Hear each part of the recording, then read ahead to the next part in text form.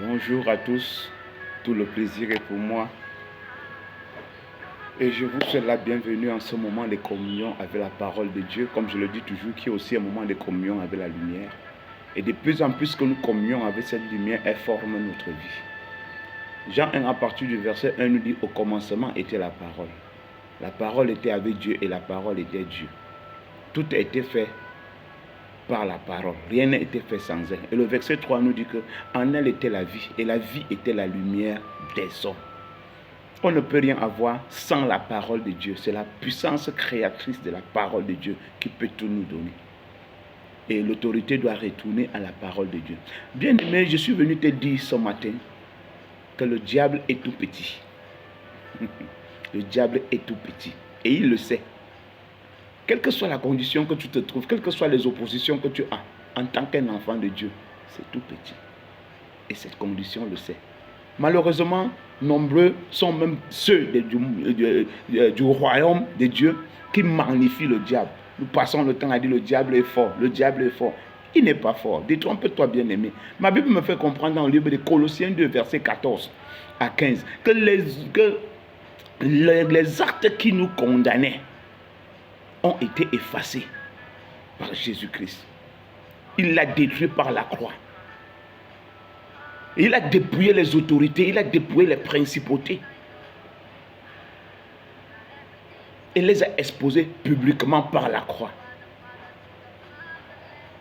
Christ est allé en enfer, au siège des diables de Satan. Il lui est dépouillé et a exposé sa petitesse.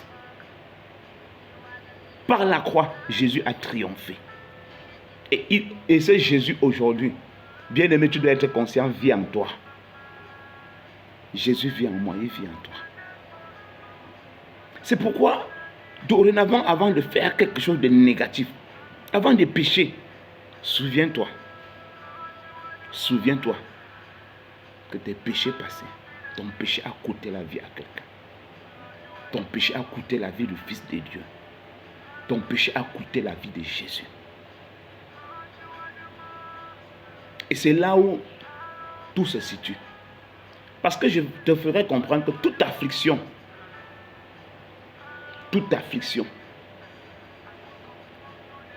reste et demeure une forme de prison du Satan. Ah oui. Elle reste et demeure une forme, toute infirmité, dans toute affliction reste et demeure une forme d'emprisonnement du diable. Toute infirmité, que ce soit le péché, la maladie, l'infirmité, la pauvreté et bien d'autres choses de négatives dans ta vie, c'est une forme de prison de Satan. C'est le diable qui te maintient dans son emprise. Je dis toujours, plus de 80% des choses que nous souffrons, c'est une forme de prison de Satan. Et cela est rendu très clair dans la Bible. Dans le livre de Luc 13, verset 11, la Bible nous dit là-bas qu'il y avait une femme. Je vais lire pour vous, je vous en prie. Je vais lire. Luc 13, verset 11. La Bible dit que quoi? Il y avait là une femme possédée d'un esprit qui la rendait infirme depuis 18 ans. Elle était courbée et ne pouvait pas du tout se redresser. Lorsqu'elle a vu, Jésus lui adressa la parole et lui dit: femme, tu es délivrée de ton infirmité. Et lui imposa les mains. À l'instant, elle se redressa et glorifia Dieu. Ah, est-ce que vous pouvez comprendre ça? 18 ans de souffrance, 18 ans d'infirmité, 18 ans de maladie, 18 ans dans les hôpitaux, 18 ans de maraboutisme et de charlatans. Vous pouvez imaginer ce que cette femme a souffert pendant 18 ans.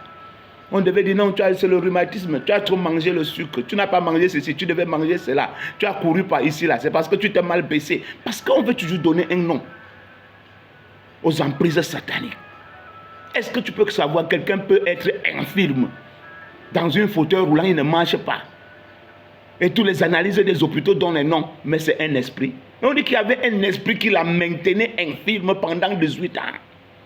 Et on ajoute à cela qu'elle ne pouvait pas lever la tête. Ça veut donc dire que tout ce qui te fait marcher tête baissée, dans la honte, dans le propre, c'est une forme, c'est le diable qui te maintient dans son emprise. Et je vais te dire ce matin que tu peux le déloger.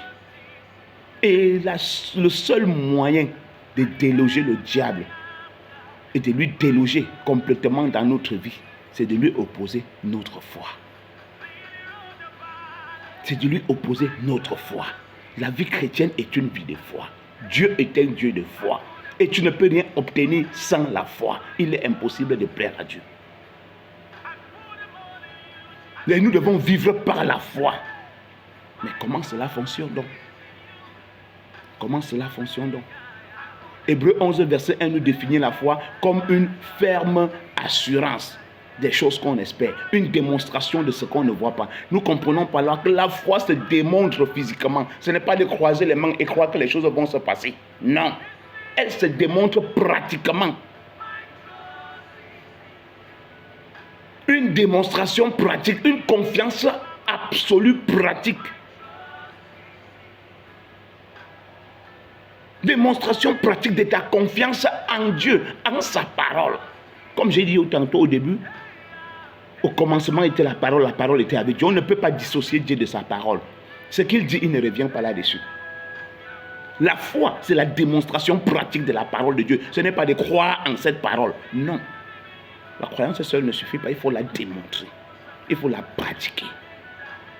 Et c'est pour cela que, et c'est là où nous échouons tout et nous ratons toutes choses. C'est pour cela que la Bible nous dit que les armes que nous combattons avec, les armes que nous combattons, elles ne sont pas charnelles.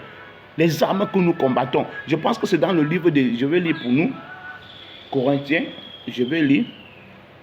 Il dit ceci, 2 Corinthiens 10, verset 4. Car les armes avec lesquelles nous combattons ne sont pas charnelles, mais elles sont puissantes par la vertu de Dieu pour renverser les forteresses. Nous renversons les raisonnements et toute hauteur qui se lève contre la connaissance de Dieu. Et nous amenons toute pensée captive à l'obéissance de Christ. Nous sommes prêts aussi à punir toute désobéissance lorsque votre obéissance sera complète. Tant que ton obéissance n'est pas complète, tu ne peux pas punir la désobéissance. Tu ne peux pas t'échapper des maladies. Tu ne peux pas, tant que ta désobéissance n'est pas complète, tu ne peux pas punir l'affliction des esprits qui est dans ta vie.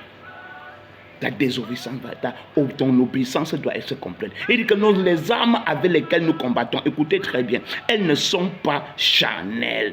Elles ne sont pas charnelles. L'arme avec laquelle tu combats n'est pas charnelle. Ça veut dire ce n'est pas avec le système du monde que tu combats le monde. Ce n'est pas la manière de faire des hommes qui combattent Dieu. Ce n'est pas voici ce que mon père faisait, nos ancêtres faisaient, c'est comme ça qu'on doit faire. Ce n'est pas ça qui combat. On ne combat pas le diable avec ses armes.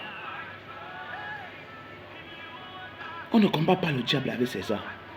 Et Dieu va renverser tout raisonnement qui se lève au-dessus de la parole de Dieu. Et ce quand la parole de Dieu lui dit, fais ceci. C'est ça la foi. Mais le système du monde qui nous a tellement formaté depuis notre enfance va te dire le contraire. À qui tu obéis? Parce que la foi se fait parfois sans savoir comment, ni quand, ni où. Mais parce que tu sais que Dieu n'est pas menteur, tu le fais. À qui donc nous obéissons? Non, je veux pasteur, il faut que je parle de finances. Si je papa, ma famille va faire ceci, ma famille va faire cela. Non, mon nom a dit que tu obéis à qui? Est-ce que le funéraire peut chasser un démon dans ta vie? Le royaume de Dieu n'est pas un lieu, ce n'est pas un endroit. C'est le système de gouvernance divine qui devait gouverner le monde. C'est ce que nous devons opposer à ce que le monde nous propose. La manière de vivre du Seigneur. La manière de vivre du Seigneur, la manière de vivre de Dieu. Voilà pourquoi l'apôtre Paul revient nous dire dans le livre de Romains 12. Il dit que ne soyez pas conformes au monde. Ne vous conformez pas à ce siècle.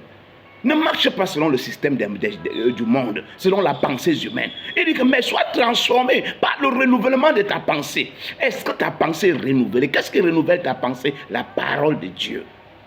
Qui fait de toi une nouvelle personne. Cette personne auquel aucune maladie ne peut rester dans ton corps. Cette personne auquel aucun démon ne peut plus toucher. Cette personne auquel qui reçoit, plus tu reçois la lumière, plus la nature charnelle qui peut être oppressée par les démons disparaît et laisse apparaître la nature de Dieu et te délivre ton héritage. Est-ce que tu es renouvelé enfant de Dieu? Est-ce que tu es transformé par la parole de Dieu ou tu vis la même vie que tu as connu Dieu? Tu as connu Dieu étant un querelleur. Aujourd'hui, dans le Seigneur, on te connaît toujours comme quelqu'un qui querelle. Tu as connu Dieu étant un homme en colère. Aujourd'hui, dans le Seigneur, on te connaît toujours comme un homme en colère. Tu as connu Dieu étant une menteuse. Aujourd'hui, dans le Seigneur, on te connaît toujours comme un menteur. Est-ce que tu as changé? Es-tu transformé? C'est ça le problème. Parce que si ta transformation n'est pas complète, tu ne peux pas déloger le diable. Quand on dit la marche de foi n'est pas une puissance, les armes qui doivent sortir, n'est pas que le tonnerre va sortir dans le ciel. Non, non. Ce tonnerre, c'est la vie de Dieu qui est en toi. Parce que personne ne peut plus te regarder ni te toucher sur le monde spirituel. Quand tu vis la vie de Dieu, c'est une force, c'est une puissance. Elles ne sont pas charnelles, elles ne maintiennent pas le système du monde. C'est pour ça qu'il revient et dit que tu dois renverser. Il dit que nous renversons tout raisonnement et toute auteur qui se lève contre la connaissance de Dieu. Donc tout ce qui est contraire à la parole de Dieu, tu dis non. En disant non, tu permets à Dieu de se montrer. Tu permets à Dieu de démontrer son miracle. Ça te permet de vivre l'extraordinaire de Dieu. Voilà pourquoi il dit que si tu veux préserver ta vie, tu vas la perdre. Mais si tu la perds à cause de Dieu, tu vas la gagner. Comme Meshach, Shadrach et Abednego. Ces jeunes hommes ont dit non au roi. Qu'au lieu de désobéir à Dieu, on préfère que tu nous jettes dans la fournaise à feu. Et même si notre Dieu est capable de nous sauver, même s'il ne vient pas, nous n'allons pas le désobéir.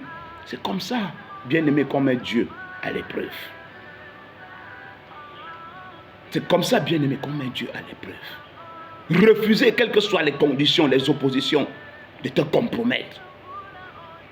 On a chauffé le fou cette fois. Même ceux qui nous ont jetés dans le fou ont été tués par le fou. Mais la Bible nous dit, le même roi a témoigné qu'il a jeté 3 personnes, mais il voit 4. Ce n'est pas un ange qui est venu. Ces gars ont accepté de donner leur vie pour le Seigneur. Ils ont choisi le côté de Dieu. Pendant qu'on chauffait le fou, Dieu était là. Dieu regardait pour voir s'il peut leur faire confiance, pour voir si ce qu'il dit et ce qu'ils peuvent faire. Et c'est dans le feu que Dieu a apparu. Et le roi a vu. Ça veut dire que ce monsieur, c'était un occultiste plein. Il n'y a qu'une divinité pour voir une divinité. C'est un initié plein. Mais la 4e personne, Dieu a apparu dans le feu pour les délivrer et les élever. Le problème avec nous les chrétiens, c'est qu'à chaque fois qu'il y a une opposition, on penche d'un côté. À chaque fois qu'il y a une opposition, on cherche des alternatives que d'obéir à la parole de Dieu. On a peur. Et la peur est le contraire de la foi. Dieu ne peut rien faire avec des peureux. Dieu ne peut rien faire avec des craintifs. Parce qu'un peureux n'est pas différent d'Esau qui mange son futur dans le présent. Voilà pourquoi Dieu a dit qu'il aime Jacob, mais il ne peut pas aimer Esau. Esau était aussi un enfant d'alliance. Esau n'avait rien fait. Mais le seul problème, que Dieu n'aimait pas ce que Esau représentait. Quelqu'un capable d'abandonner en un coin d'œil. Quelqu'un qui ne voit que le bout de son nez. De manger son futur dans le désir. Quelqu'un qui n'a pas de vision. Dieu ne peut pas marcher avec des personnes sans vision.